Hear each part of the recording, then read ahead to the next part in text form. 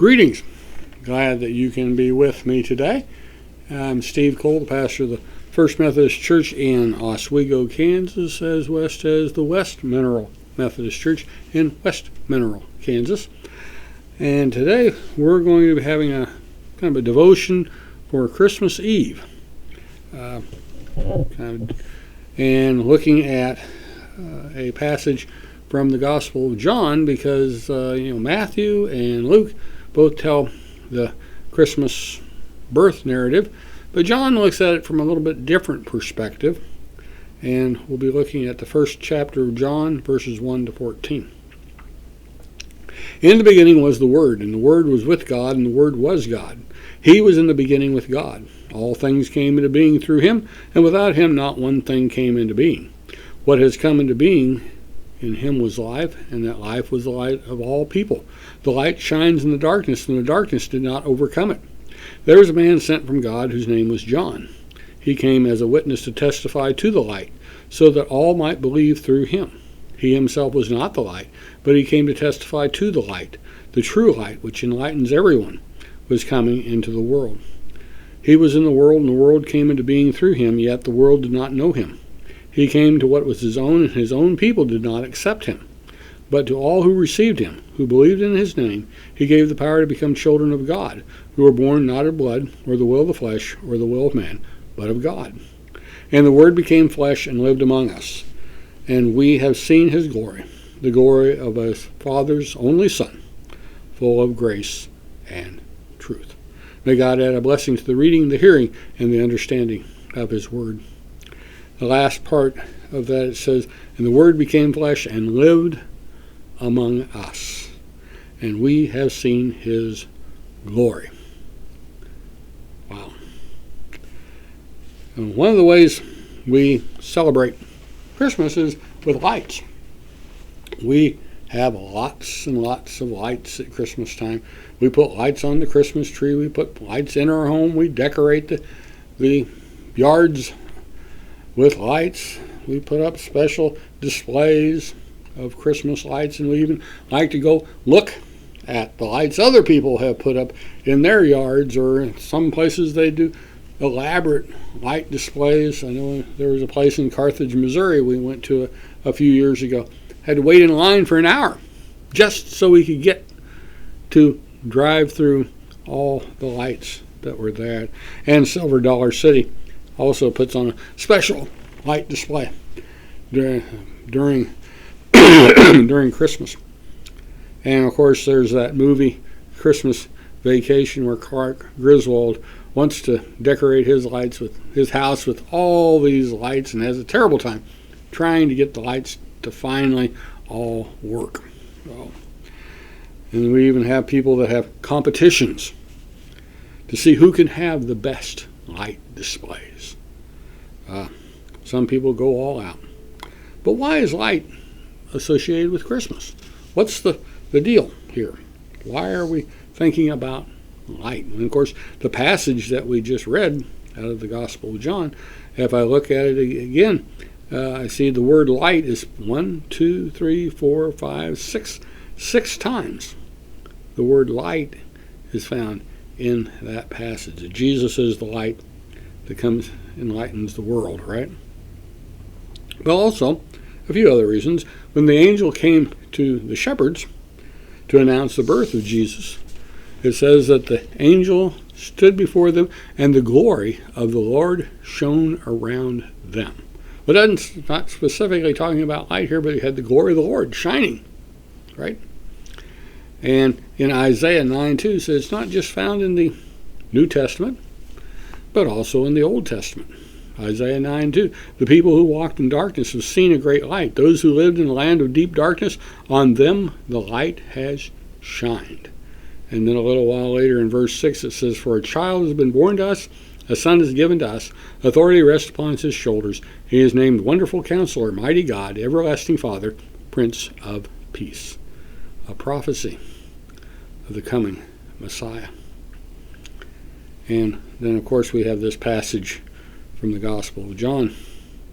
In our modern world, we kind of take light for granted. we want more light, we just flip a switch. We just turn on a flashlight, or we even have a little flashlight app on our cell phones. If we need more light, we can get it right away. But for thousands of years, light was not that easy to come by. People had access to a little bit of light, fireplaces. They could make fires like that. They had lamps and candles, but they only gave out small amounts of light. Nothing like what we've got today, where we have lots and lots of light to be able to see. And if you see a satellite picture of the Earth at night, you can pick out cities because of all the light emanating from those cities. We have lots and lots of light. A couple of years ago, we went to fantastic caverns in Springfield, Missouri. And if you go in there, and they have it all lit up, there'll be a certain point in the tour that they'll stop and turn all the lights off, and you have total darkness. Wow. But even, they're told us that the early people, the ones that first discovered the caverns, when they went in, they had very dim lights, and they could only see just a few feet in front of them. Now they light up the caverns, and you have magnificent. You see all the stalactites, stalagmites, all the different formations that the rocks have made, and all the different colors, and it's amazing. The first people to go there didn't get all that because they didn't have access to all that light that could shine and expose all this. The world that Jesus was born into was a dark world. People didn't have much hope. They were waiting for the Messiah to come, but they didn't know when the Messiah would be there. It was a dark world both physically and spiritually. They were waiting for this light to come. And Jesus would be that light that was going to shine in the darkness. Jesus said in John 8:12, I am the light of the world. Whoever follows me will never walk in darkness, but will have the light of life. Of course, Jesus was talking from a spiritual standpoint, not a physical standpoint. But he said, I am the light of the world. Which has another meaning in it altogether too. And Jesus said, I am the light of the world. He had several I am statements found in the Gospel of John. And this kind of goes back to when Moses, God revealed himself to Moses at the burning bush. The burning bush, again, another source of light. And Moses wants to know who it is. Who did he say sent him? And God says, I am. I am that I am. And this kind of, Jesus is referring, in a way, back to I am the light of the world. I am the way, the truth, and the life. I am the good shepherd. Several times Jesus said, I am.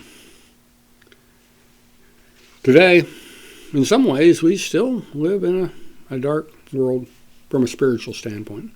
For those of us that have Jesus in our life, we have that light shining in us. We have the light of the world in us, but there are those that do not have that.